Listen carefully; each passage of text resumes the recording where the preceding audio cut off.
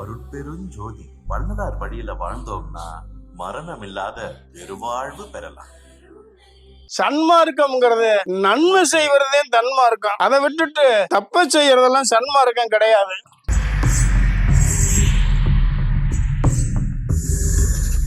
செயல் தண்டனை அவனுக்கு உள்ள வச்சு சோறு போட்டா என்ன பிரயோசனம்? அவனை எங்கேயும் போக விடாம கண்காணிப்புலயே ஒவ்வொரு தண்டனை கைதிகளை 200 முறை 300 முறை 500 முறை முன்ன வளர்த்ததுனாலதான் இன்னைக்கு கர்நாடகாவில மழை நிறைய பெய்யுது.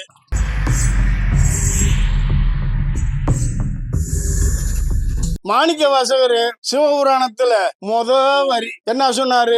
நமச்சிவாய வாழ்க.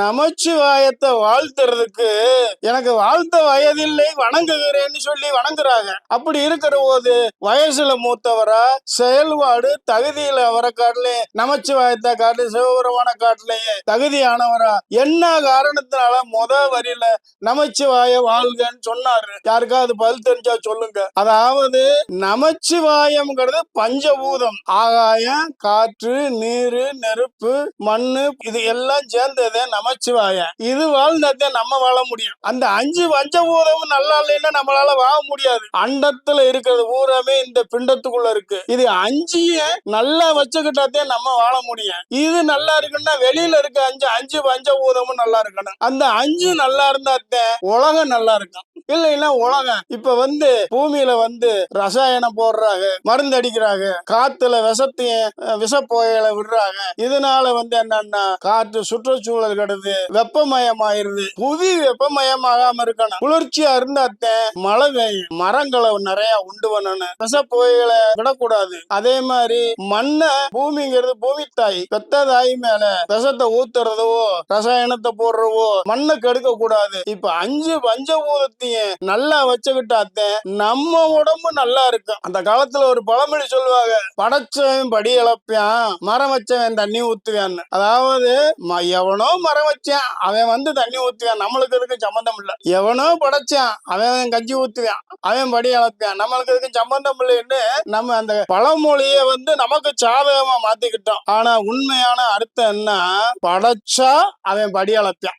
இயலாதவர்களுக்கு நம்ம எதாவது படைச்சோம்னா நமக்கு அவன் படி இழப்பான். கடை வாங்கி கழுத்துல 1க்கு 10 வந்தது மாதிரி. அதே மாதிரி மரம் வச்சவன் தண்ணி ஊத்துவான் இல்ல, மரம் வச்சா அவன் தண்ணி ஊத்துவான், மரம் வைக்கலைன்னா தண்ணி ஊத்த மாட்டான். மரத்தை வச்சாத்தேன் பசுமை இருக்கும். கர்நாடகாவுல நிறைய மழை பெய்யுது. காரணம் என்னங்கிறீங்க?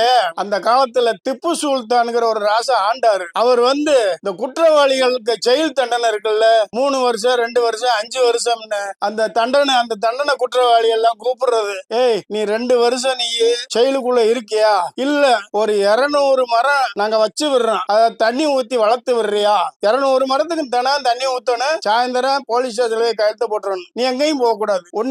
நீ அவனுடைய செயல்பாடெல்லாம் பார்த்துக்கிட்டே இருப்பான். அப்படின்னு செஞ்சதுனால செயல் தண்டனை அவனுக்கு உள்ள வச்சு சோறு போட்டா என்ன பிரயோசனம்? அவனை எங்கேயும் போக விடாம கண்காணிப்புலயே ஒவ்வொரு தண்டனை கைதிகளை 200 முறை 300 முறை 500 முறை முன்ன வளர்த்ததுனாலதான் இன்னைக்கு கர்நாடகாவில மழை நிறைய பெய்யுது. இன்னைக்கும் கூட இப்ப ஒரு ஆசிரியர் கூட சொல்லியிருந்தாரு, மாணவர்கள் மரம் வளர்த்தீங்கன்னா உங்களுக்கு மார்க் போடுறோம்னு. அது ஒண்ணு செயல்பாட்டுக்கு வரல. குற்றம் செய்யறவனை கூட எனக்கு ஒரு நல்ல காரியத்துக்கு பயன்படுத்தக்கூடிய வேலையை அந்த ராஜா செஞ்சாரு. அது மாதிரி இயற்கையை நம்ம பாதுகாக்கணும். இயற்கையை பாதுகாத்தான் இறைவனுக்கு செய்யற தொண்டு. அதாவது குப்பை போடுற இடத்துல கொண்டு குப்பையை போடணும், தண்ணி ஊத்துற இடத்துல கொண்டு தண்ணியை ஊத்தணும், தண்ணி போற இடத்துல போய் குப்பையை போடக்கூடாது, குப்பை போடுற இடத்துல கொண்டு தண்ணியை விடக்கூடாது. அப்ப குளம், குட்டை, வாய்க்கா, சாக்கடை, கால்வாயில எல்லாம் கொண்டு நம்ம குப்பைகளை கொண்டு போடக்கூடாது. இப்ப நம்ம என்ன செய்யறோம்? வீட்டுல குப்பையை கூடையில அழிட்டு போறோம், அங்கிட்டு பாக்குற ஒரு தொழிலாம் சாக்கடையில ஓட்டு விட்டுறோம். அதை அடைச்சுக்கிறது. அந்த துப்புரவு தொழிலாளி எவ்வளவு கஷ்டப்பட்டு அதை எடுக்கிறான் பாருங்களா.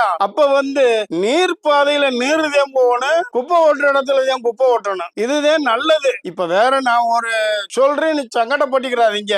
மனுஷனுக்கு தண்ணி நீர் போறதுக்கு, யூரின் போறதுக்கு முன்னால பாதை இருக்கு, திடப்பொருளான கழிவு போறதுக்கு பின்னால பாதை இருக்கு. பின்னால போற திடப்பொருள் முன்னால கலந்துச்சுன்னா நம்ம வாழ முடியுமா? முன்னால போற நீர் பின்னால போய் கலந்தா நம்ம வாழ முடியுமா? அப்ப நம்ம உடம்பு மாறுதே இந்த உலகம். அதனால குப்பையை கொண்டு குப்பையில போடுங்க, தண்ணிய தண்ணியில விடுங்க, மாத்தி செய்யாதீங்க. சன்மார்க்கம்ங்கிறது நன்மை செய்வதே தன்மார்க்கம். அதை விட்டுட்டு தப்ப செய்யறதெல்லாம் சன்மார்க்கம் கிடையாது. அப்ப மனிதர்கள் எல்லாருமே நாட்டுக்கு எது நன்மையோ அதை செஞ்சாத்தே உண்மையான சன்மார்க்கி. அதை விட்டுட்டு மனம் போன போக்குல என்னத்தவோ நம்ம சௌரியத்துக்காக செஞ்சோம்னா அது சன்மார்க்கம் கிடையாது.